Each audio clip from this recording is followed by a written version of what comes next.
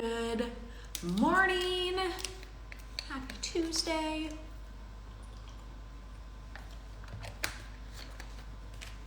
We're going to start getting ready. We're going to do my makeup. Q&A time. I love doing these. I get so many requests to do more. To me, this isn't really a get ready with me, even though I get that I'm getting ready, but it's more so like business, people, scaling, leadership, Q&A time. And I'm just making use of the fact that I'm getting ready because you squeeze it in, you make time. We're all busy people. You just gotta make time to squeeze certain things in. So, good morning, hello. Drop your questions in the chat. I will get to them and we're gonna have some fun. How do you stay in shape while working stressful jobs? First of all, I never tell myself that my job is stressful. Even when people try to tell me that my job is stressful, people who are well-intentioned in your life will oftentimes tell you things like that. Oh, you seem so stressed. So first of all, I never tell myself that I have a stressful job. I have my dream job.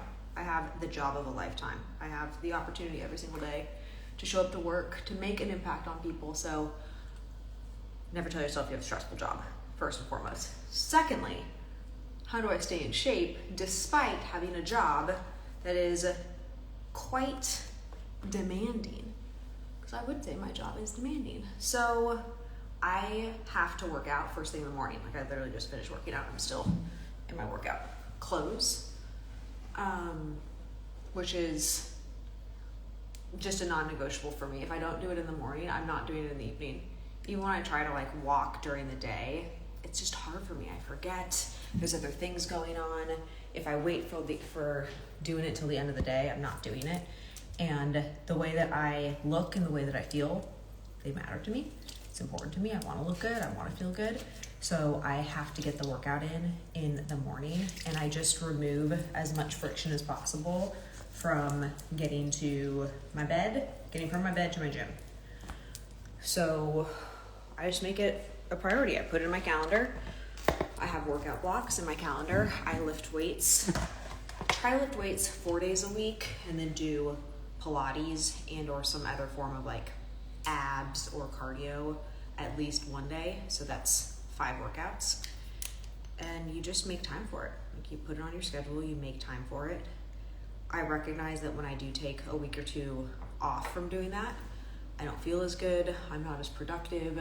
So I think of working out as honestly part of what makes me really good at my job. And if I stop working out, my performance at work also does not maintain, and I don't feel as good about it. Sometimes I might work out or stop working out and prioritize work. That really would be the only reason that I've stopped working out, is there's ridiculous travel going on and other demands on my time. So I might be getting more done, but I don't feel good. I don't feel good about myself. I don't feel good about the decision. So make it a priority. Okay. Let's see, next question.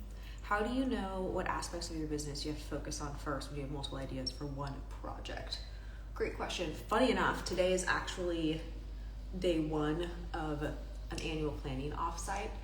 So I've spent the last couple of weeks working to figure out what are the priorities for our business over the next year. Because as you can imagine, we get countless opportunities and great ideas thrown our way. So I think you first have to figure out, and this is my process for it, what is actually going to move the needle. For instance, you might have a product that then you're thinking of all these different extensions that you could make to the product. Let's say you own a gym and you're well, I could also do supplements, and I could also sell workout equipment, and I could also do online training. You start thinking of all the different ways you can serve your customer until you make $1 million servicing the first customer with the first product. Do not give any attention to the additional ideas that you have, because it's a waste of your time. You haven't even figured out how to scale the first thing, and now you're prioritizing all these other things. So that $1 million mark is such a huge milestone of discipline for business owners that once you get there, you've demonstrated that you have the competencies to understand your customer, acquire that customer, service that customer, give them a product that they like, and ideally that $1 million is broken down, depending on what the business is. Ideal scene is at least 40% of your revenue, 40 to 60% of your revenue is repeat business. So it's not just new customers and you're churning out your clients on the back end. But if you're doing less than $1 million in one product to one customer, highly recommend that you don't have multiple ideas for one product. You execute on the first one, and I'm a little crazy with that. And then you go from there. Do you drink coffee? I am a sporadic coffee drinker. I technically have a cup a day, but sometimes I only drink a sip of it. It's more like habitual than anything. I drink other types of drinks like water with electrolytes. I love our 10X Health electrolytes. I have some actually right here. Just put it in this bottle. Love our 10X Health electrolytes. If you have not tried these, they are fantastic. They are amazing. They're my favorite. We have lemon lime and wave crusher. Wave crusher, 10 out of 10. I'm just not a lemon lime girl, but if you like lemon lime, people love that product as well. Best advice for a new CEO. Get clear on your targets. You will fail or succeed based off of your clarity on what your targets are. If you're clear what your targets are, you will then be able to provide clarity to your team members about the targets.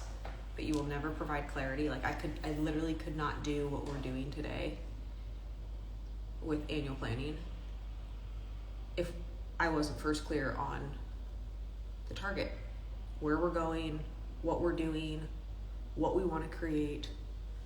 It always starts with you having the clarity. So if you don't have the clarity, it's going to be really difficult to lead other people. It's going to be really difficult to find your customer that you're looking for because you don't know where you're taking them. You don't know what you're doing. So target selection, first thing. Second thing, start every meeting with what is the target?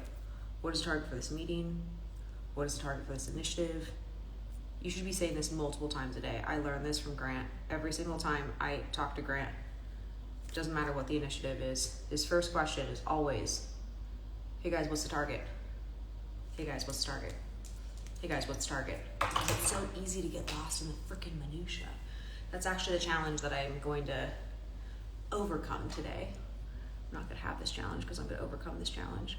But when you bring 25 people, 25 leaders into a room that all have different perspectives on what's working, what's not working based on their department needs, and you have fixed resources in an organization, how do you get people to focus on the macro, get aligned on the big picture, and then create a space for them to be able to solve the problems they need to solve for their departments? But it's never in a group setting. The group setting is for the target and the clarity on the target and the alignment around the target and where everything is going and what the challenges are across the whole group so that they can then go be responsible every single day for alleviating those challenges and really understanding the challenges that other people, that their department creates for other people if they don't solve these problems. So that starts with you though, because if I went in today with a PowerPoint presentation that didn't have clear targets for every single department and I didn't know what I wanted, we would be going a million different directions. We'll go 1,000 different directions because people have perspectives, but we will not go a million different directions because ultimately the direction has already been set. The direction is not a group activity. The direction is a leader activity. The direction is a CEO activity. This is where we're going. And then the how and when and the specific coordinates, that's a team activity. I'm trying to get better at my makeup, guys. I don't really know how well that initiative is going. It's fun getting better at something that you've been doing every single day for your whole life, that you just don't really want to, I don't know, I forget to do it better. Love you, thank you for your leadership. Favorite memory of Chris, what's up, Mom?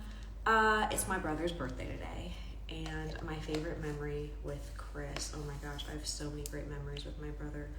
First things first, guys, if you can figure out a way to incorporate your family into your business, single greatest gift in my life. I adore working with my brother, and I also get to work with my husband's brother. And I'm not saying that it's not difficult and challenging. It doesn't have its own set of things you have to navigate in a business, but man, it is so rewarding. It is just honestly one of the things I think I will look back on this time frame in my life and be so appreciative for.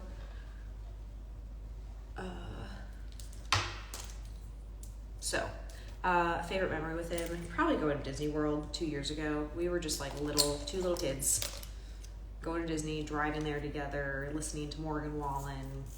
Sometimes it's the littler things, but it was just the two of us, and we just got to be, I don't know, felt like we were 12 years old. We were grown-ass adults, but we were acting like we were 12 years old. How do I get accepted to luxury affiliate? Do you promote luxury? If I were to look at your Instagram page, do you look like, act like, promote in a way that is attracting a luxury client? Because if you're posting things that aren't luxury, a luxury affiliate isn't interested in having you represent them, because you're going to degrade their brand. I think one of the easiest ways to collaborate with people, affiliates, or just people that you want to meet online, it's this idea of like user-generated content and matching the brand and the aesthetic that you're looking to have represent you. But I use that because I don't generate, like, that's not my business, is becoming an affiliate for somebody else. But I do want to attract people, like I think of like Elena Cardone. When I wanted to put Elena Cardone in my life and get her attention and have her repost my content because she liked it, I would post things that made her look good. Like, you post things that make the other person look good. You don't post things to make you look good. They don't care about you. They care about them. So even when people like tag me in posts, if I don't look good in the picture, I'm not reposting it. If I don't sound smart in the clip, or if it's like a weird like stage shot where I'm like, I'm not reposting it. But they think like, oh, Natalie Dawson, like I'm tagging you. No, post it in my brand. Post it in a way, don't use your fonts, use my fonts. If you want me to repost it. Now, if you don't, and you're just sharing with your friends that you're at some cool event or you bought some cool product, okay, that's great. But if you're really trying to meet people and collaborate, like really collaborate, the best question you can be asking yourself is, what's in it for them? How do I make it so interesting for them? How do I make them look good? How do I just really highlight them and make them look successful and make them look bigger than they are because I'm advocating for them? There is nothing like the power of somebody else saying things about your business, your brand, in a way that makes it so that you don't even have to say it. That actually is the power of a real brand, like hold on, I've got to finish this. There we go. That's the power of like a powerhouse brand. So that's how I would become a luxury affiliate. I would be promoting. I'd be very targeted as to which brands I want to be a luxury affiliate for, because Prada's aesthetic is different than Brunello Cucinelli's aesthetic, which is different than the Hermes aesthetic. So you pick which part of luxury you're looking to be represented by, become an affiliate for, and then how do you ingratiate them? Ingratiate, make them look good, create content and offerings in your social profile that really highlight the strength of that brand. And they'll be interested in you being an affiliate. How do you have energy? Two people ask this. How do you navigate when you don't feel the energy to do your tasks? I just do it anyway. I remind myself that people are counting on me. Even if people aren't counting on me, I'm like, wait, I'm counting on me. I don't want to be the person that doesn't do what I say I'm going to do. I remind myself of our core values. Oh shoot, if we say that we're disciplined here, that's the fallacy with core values. People think core values are like the easy things for the founders. No, they're not. They're just how they choose to continue to show up. It is not easy being disciplined. I loathe doing the things that I say that I'm going to do. I would much rather not do what we're about to do today and sit here, clean my closet. I could come up with 1,000 things I'd rather be doing than what I'm about to do today. But I'm doing what I'm going to do because I know that it's the right thing in a business. I don't feel like it. I don't want to. So if I don't feel the energy, I just do it anyway. And I make up stories that I tell myself about why it matters. Because you just have to make your life be important. If you don't think your life is important, no one's going to think your life is important for you. So I'm going to make it important. Hey, who's going to be really let down if I don't do this? Who's going to be negatively impacted if I don't do this? What's going to get stopped, or who would believe in me less if I didn't do this? Like, I just pull these different levers that I know work for myself. One of them would be imagining that somebody that I really respect is in the room with me. Like, okay, if Elon Musk was in the room with me, would I be talking about how I don't have energy? No, it'd be freaking lame. It'd be ridiculous. So therefore, if I thought about Elon Musk being there, how would I show up differently if Elon Musk was there? Okay, great. I now know what I'd show up like, so I'm just going to act like he's there. I also imagine writing a book one day. I've not written 2 books, but I imagine if I'm going through like a really challenging time where I don't want to act the way that I should act, where I'd rather just like hide or retreat or watch television and just like escape from whatever it is that I'm trying to not do. I imagine I'm writing a book one day and I'm like, and then this person was attacking me and they said all of these things and none of them were true. And so I decided to watch Netflix. Like, that is a shit book. That is a terrible book. I cried, I ate Starburst, and went to town on Selling Sunset.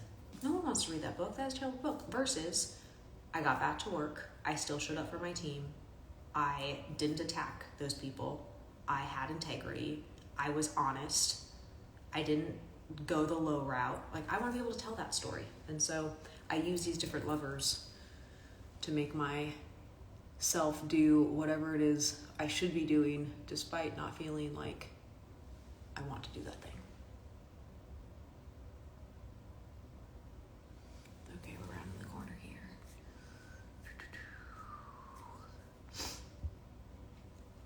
Have you ever struggled with social anxiety? If so, what things did you do to overcome it?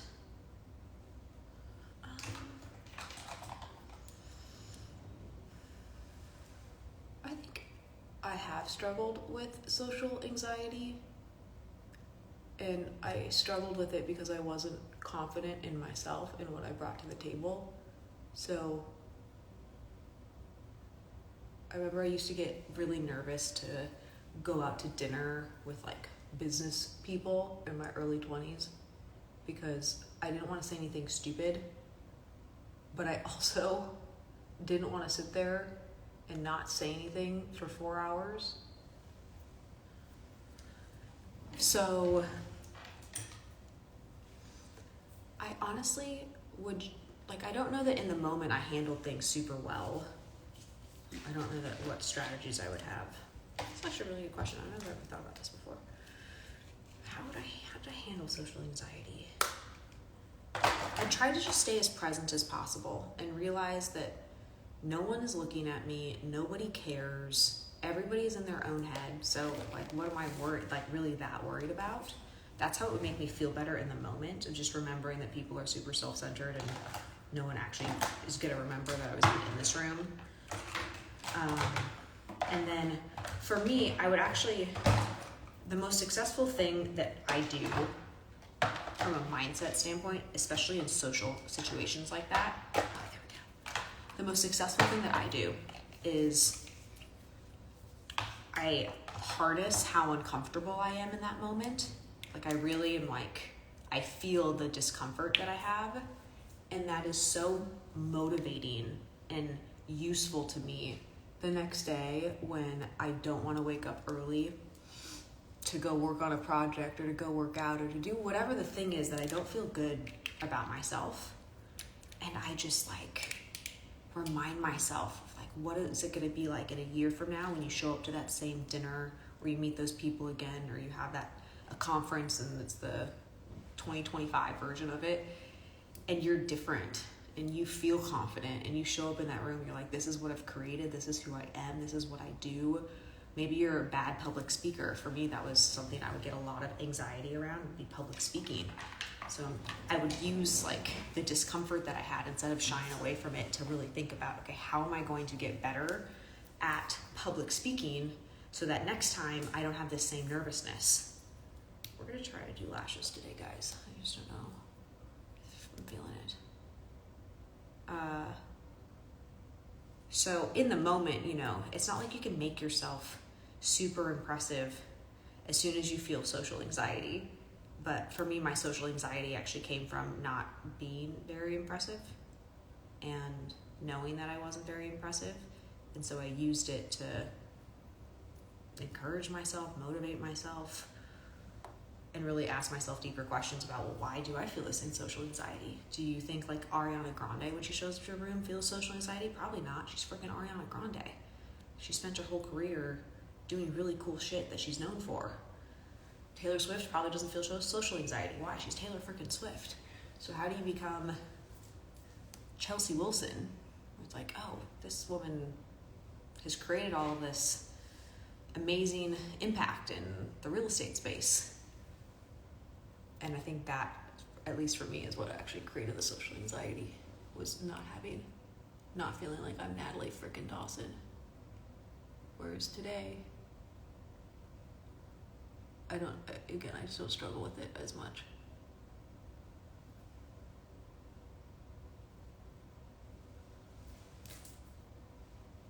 Okay, I don't hate it. I feel like I glued it onto my eyelashes though, instead of my actual freaking lid. Your advice has helped me out. Thank you. Keep going. Keep doing it. Keep implementing. I am a palm reader. Don't really believe in that, to be honest with you. It's not my thing. Oh, there's a fake Natalie Dawson on here. Listen, fake Natalie Dawson 736. Hope you're still on here right now. Disgusting. You are disgusting. You need to stop. Stop scamming people. Stop being an unethical person in this world. You do not need to drag my reputation in the mud because you're trying to make a buck. There are so many other ways for you to make money.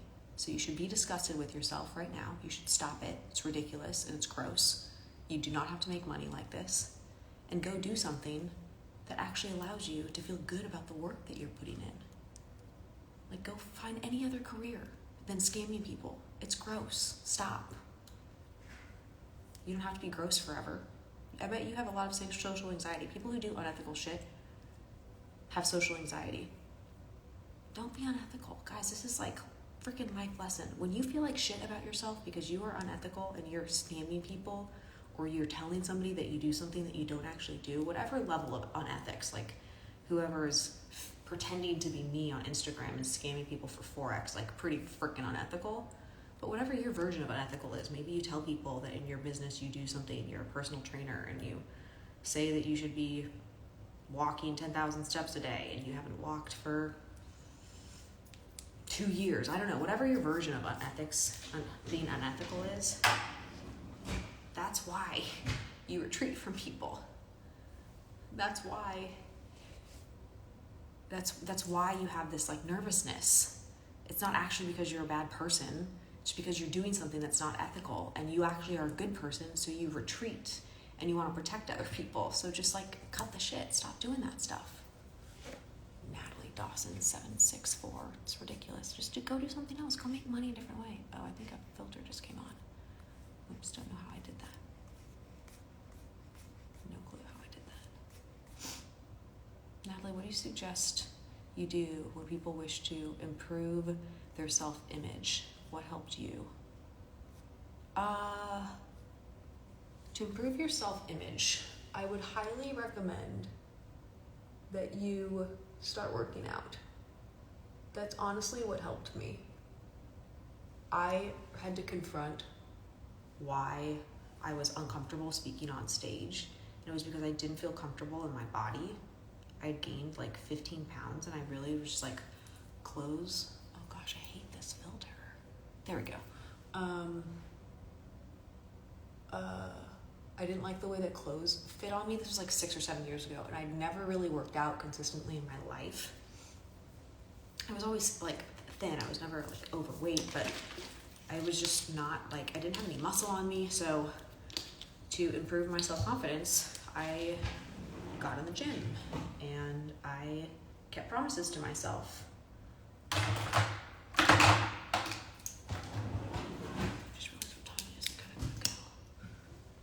So that is the first step. Like whatever you don't feel good about yourself, fix that thing. Start with one thing. I didn't start with fixing every single thing at once. I started by fixing one thing, and then I was like, oh, I can trust myself. And then I started fixing another thing. And all of a sudden, when you realize that you do all these things that you don't like, but that you can actually fix all of these things that you don't like, you feel so much more, you just feel better about yourself. You feel like you can change and you can do life differently, all because you looked at something that you didn't like and you're like, I don't like that. I don't like how I talk to that person. I don't like how I feel when I am around those people. I don't like that I am not able to stick up for people and I just talk shit even though I really like those people. Like whatever it is in your life that you don't feel good about, as soon as you start to realize that you can change those things, then you just, for me, I just feel like I've been on this quest to change all of these things that I don't like about myself or my character or my integrity. And it's been a 6-year process of just looking at things, understanding that I don't like certain things. Okay, now I'm going to fix those things. And then all of a sudden your self-image is like, wow, I'm an ethical person. People should trust me. People should listen to me because I do the right thing.